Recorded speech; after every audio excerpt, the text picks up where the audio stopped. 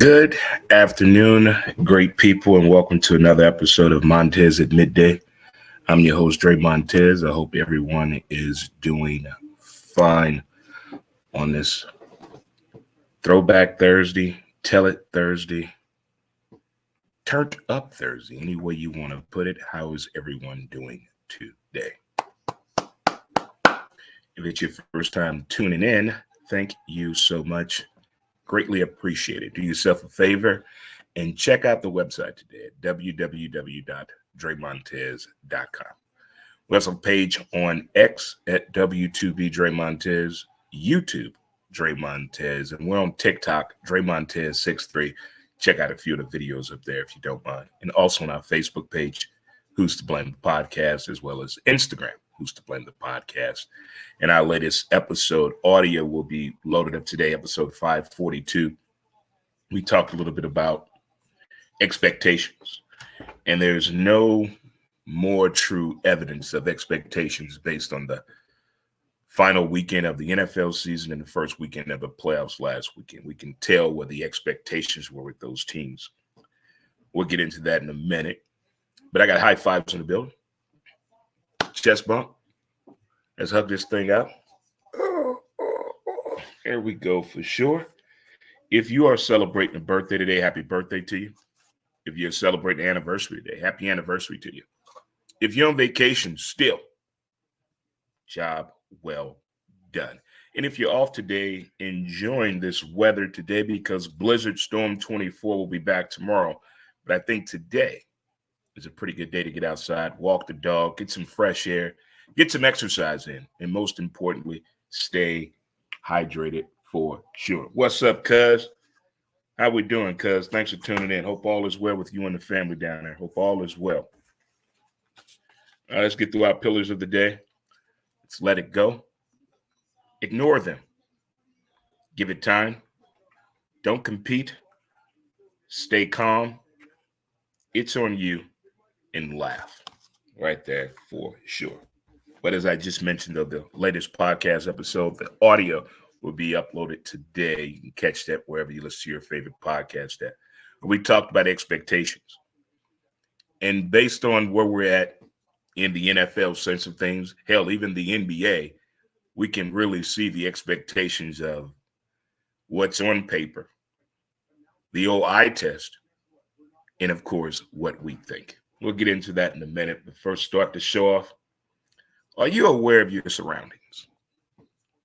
Are you aware of your surroundings? I'm talking about, do you have tunnel vision? You just stay in your own lane. You don't worry about nothing around you if it doesn't affect you.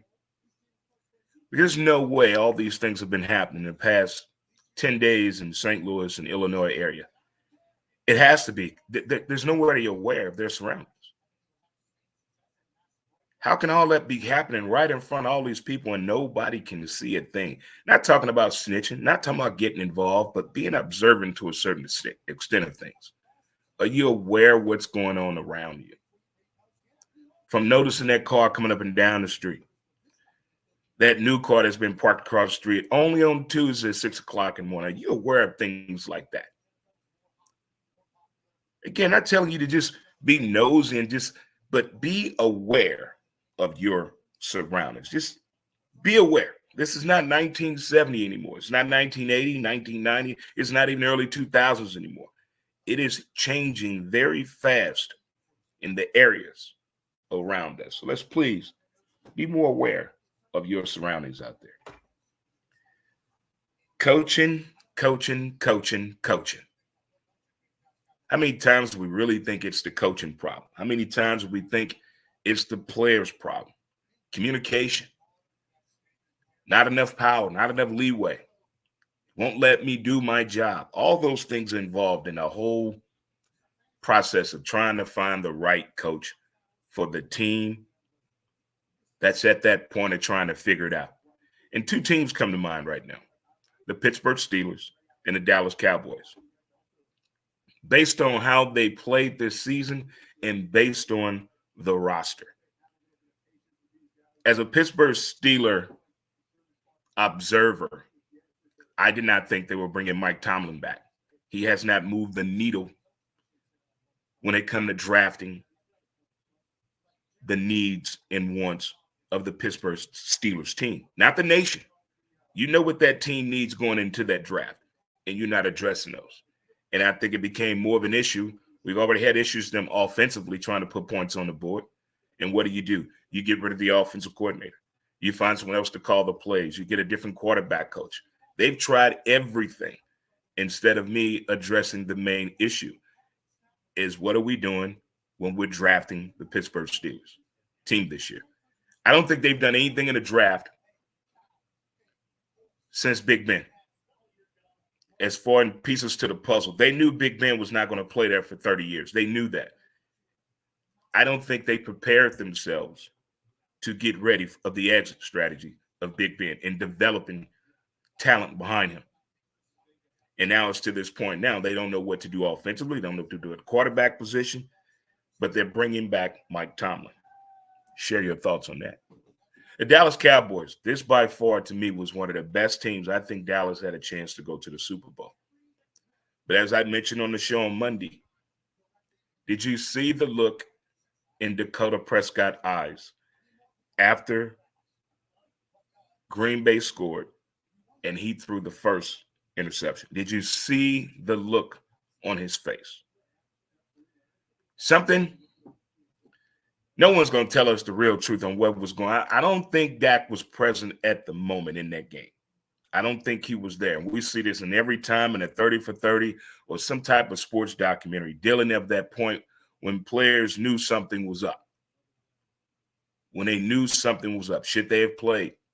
Should they have spoke up a little bit more? What else was going on outside of the particular sport that you're playing in at that time? And Dallas has decided to retain Mike McCarthy. Now we know Jerry Jones done something very unique with the Dallas Cowboys, made them a very, very, very profitable sports franchise. But that doesn't negate the fact that you're America's team with 2 playoff wins. The Green Bay Packers have more wins at AT&T Stadium than Dallas. They have 3. The numbers of this whole situation at Dallas is not adding up. Pointing the finger just at the quarterback that came into this season with a much improved season to me. More sizzle. It wasn't that much of a pizzazz of the look in you. I told you so. The defense of Michael Parsons, the secondary and Bland, the receiving core. Dallas had all of the tools working for them. In that one game, it all came crashing down. The play call, the execution of the plays, not making the right adjustments, all that can fall upon the hands of a coach. And with Dallas returning to that same coach with basically the same team, a few moving pieces here and there, I think it's deeper than that with Dallas. I didn't see them making anything drastic happen at all. What's up, cuz? What's going on with you? What's going on, Mickey, my brother from the state of Washington? How we doing? Don't forget we got Gangsta Bub CD redropping tomorrow. Rest in peace, cousin. Tomorrow's his birthday. We're gonna celebrate it. For sure. But those 2 moves right there, I'm puzzled. I'm intrigued. I want to see what the draft is going to do for Pittsburgh. I want to see what more can Dallas do in the offseason. Whether adding a key piece on their coaching staff, moving a player here, a trade, a vet out there to just pick up in the offseason. Or is it all based upon in the draft? Because McCarthy looked like he was a little nervous after the game. Dak looked like he was just somewhere else. He was not at that football game. Just look at his eyes. His eyes tell it all for sure to me. I could be wrong. We've been wrong before, haven't we, Dre? Yeah, buddy. Yeah. What's up, Cuzzo? How you doing? Thanks for tuning in. Thank you so much, cuz. Thank you. Now, there have been some amazing sports documentaries I've had the pleasure of watching and sharing with people, and other people have seen them. But today, one of my favorites came one today, and I had a chance to check it out early this morning. It's been a minute since I've seen it. Kobe Bryant's Muse. It's based on the year he tore his ACL, preparing for year 19 NBA. And that documentary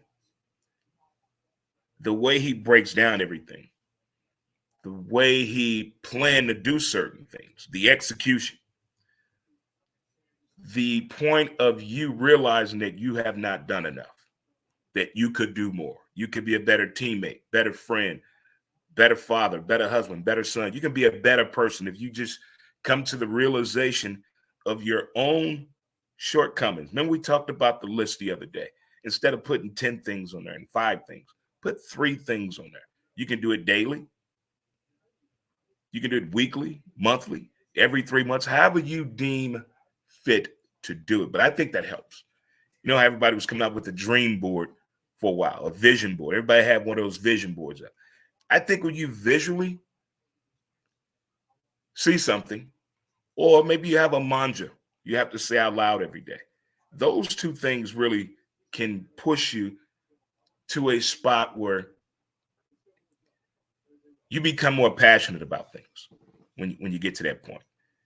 And when you become passionate about something in a competitive sense, you get better on how to win, how to understand losing, and how to understand that quicksand moment. Meaning, no matter what you do, you're just sinking. And most people panic when it happens. But if you calm down, stop the mechanism, you can get out of the quicksand moment. From what I've been seeing from each and every sports documentary that comes to the truth about winning, losing, and the difficult times in the game, family life, finances, all that comes together. All that really does come together. I never thought about how lonely it can be on your path to becoming a professional athlete. I never thought about how lonely you are if you're trying to be the best. Let's say you start at the age of 13 and you're trying to be the best. Your friendships are limitless because time is all you have is to get better at your craft. You miss out on a lot of opportunities, a lot of events when you're focused on becoming the best. You don't have time to go out and party and kick it. You don't even think about teenage drinking at that time because you're on something else. And hearing it from a basketball sense, as much as they play, as much as they practice, they don't have time for the outside noise. Never really thought about how lonely it must be as that teen is getting into that point of, hey, I want to do this professionally. That's a lot to just give up being a teenager. We say people grow up so fast, enjoy being a kid. In the sports world, that's hard to say. You got to make up your mind now. You got to make up your mind. There it is for sure. If it's your first time tuning in, thank you so much. It is Montez at midday. I'm your boy, Dre Montez.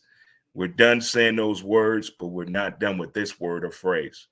Blizzard Watch 24. They try to scare us, don't they? They make us get so uncomfortable when they talk about inclement weather approaching fast. Get in the house, canceling school and shit. You know, back in the day on this Throwback Thursday, we walked to school in the middle of the street because the sidewalk was gone. There was no heat in the school. You better keep your damn jacket on and your gloves. You're going to read. We got in-class work to do, and you're getting homework. Canceling school? What? But today, oh, shit. They canceled school 2 weeks ago. It was 52 degrees. What? I love the post said, this is why my daughter think the letter 3 stands for A. Y'all need to keep schools open.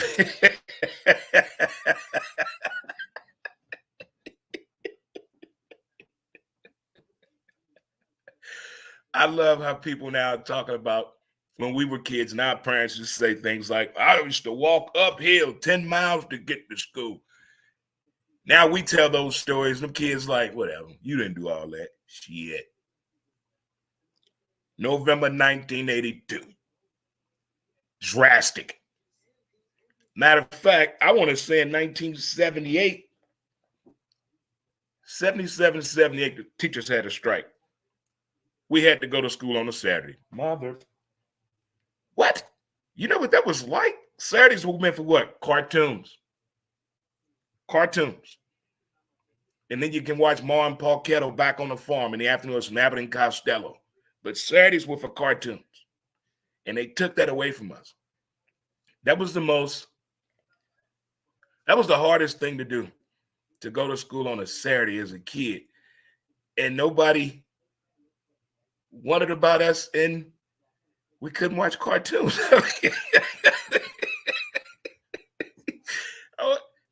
But what about cartoons? What?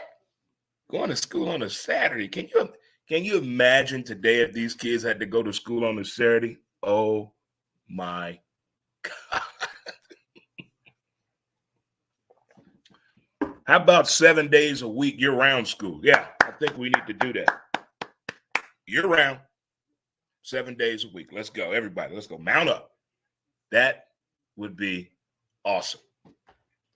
Everything sounds awesome when you don't have a kid in school anymore. But for the parents that do have kids in school, I do understand when they cancel school and you're not a stay-at-home and work parent. You have to actually go in the office. And not everybody can say they trust their damn kid at home by themselves in the daytime, and you know I'm at work. I get it. Bad things happen. Child pregnancy,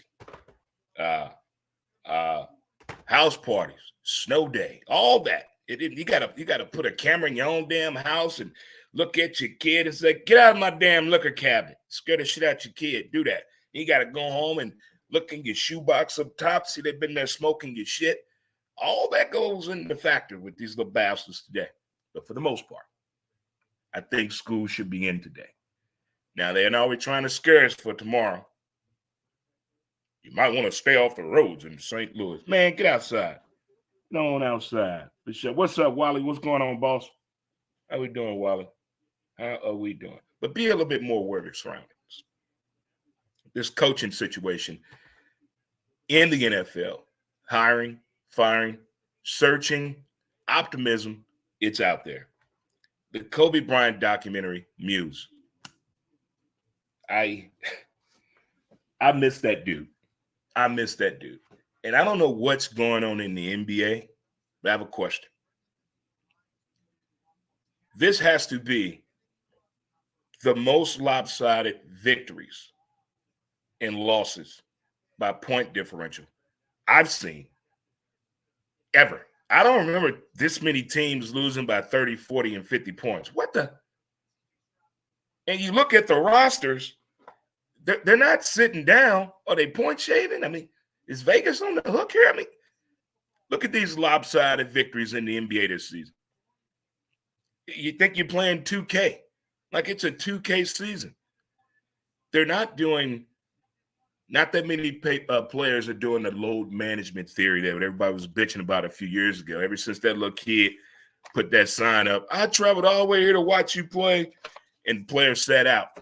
And they felt bad. The damn team put the parents up at the hotel so the little son of a bitch can see his favorite player. Let a grown person do that.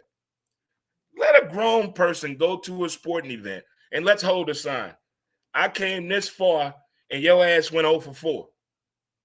I'm going to try that this baseball season. If the kids can do it, we can do it. They get a woman with them hats on with their hair out and they yelling at the camera, they get put on the Today Show the next week. They get a little kid at a sporting event with a sign. He get team gear and shit, go in the suite. But the grown folks, we get cups and water thrown at us, booed, get the hell out of here. I see what you're doing. We changing the game. Grown people, we're going to get what's coming to us this year. I'm going to make us a sign. I want to go. I want to sit on your lap too, damn it.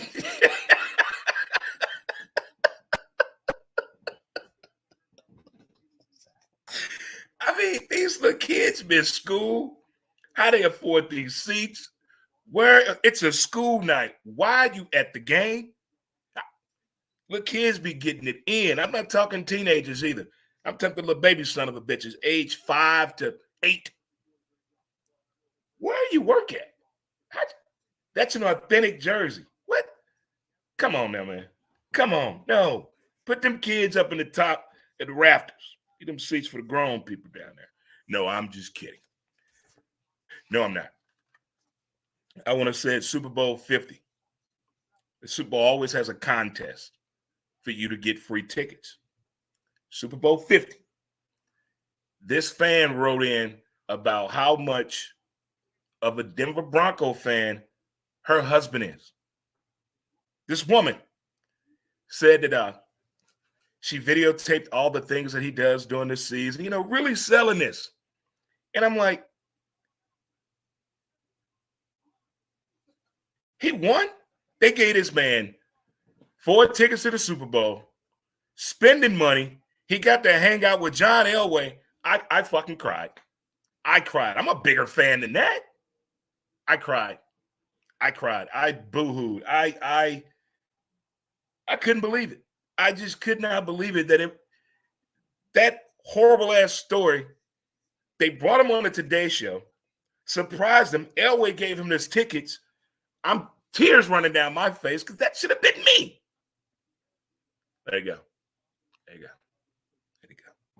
When you win a contest and it's for you, you know it.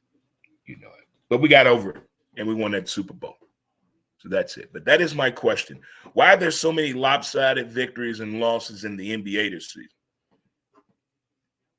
Everybody shooting threes. Everybody has a 7-footer. I've never seen so many 7-foot tall people in my life in college and the NBA right now.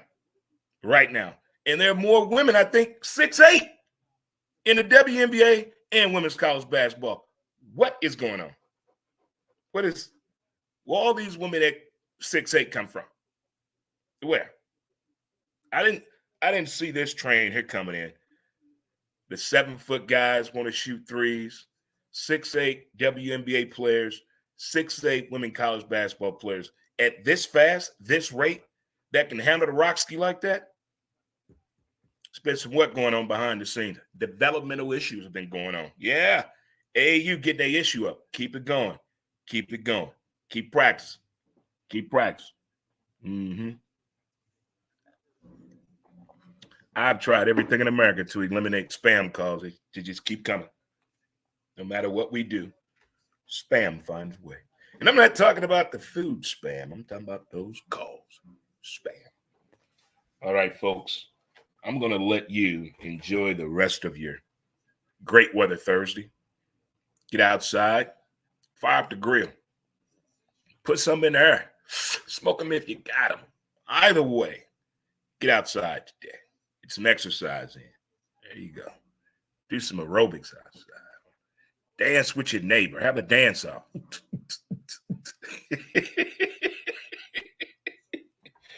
Remember happy hour with free food? Oh, those were the days. Happy hour from 5 to 8. Free food while food lasts. Those were the days. It goes by fast, kids. It really does. It goes by fast. Next thing you know, they're going to bring back the double Big Mac. Oh, they are. Double Big Mac is coming back. All right, folks. Enjoy the rest of your day, and thanks again for tuning in to another episode of Montez at Midday. Hope we laughed a little bit. Hope I put a little thought process in your head. And oh, by the way, I finally watched the Gypsy Rose on Max. Between Gypsy Rose and the young lady Natalia, I have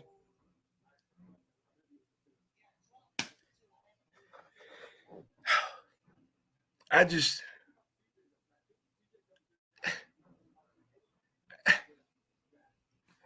feel like in that scene in Boomerang when his parents in the bathroom fucking and they don't know what to say. They don't know what to say to Gerard. Like,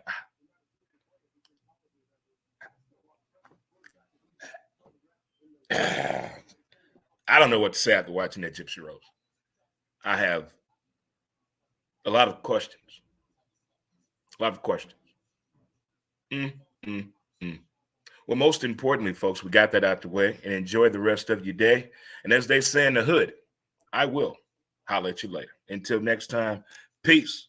And we out this, what they call it, joint? We out this joint? I think so. I think we out of here. Let's go. get on up out of there, Dre. Let's get on up out of there, Dre. All right, folks. Until next time, peace, peace, peace, peace, and peace again. And we out.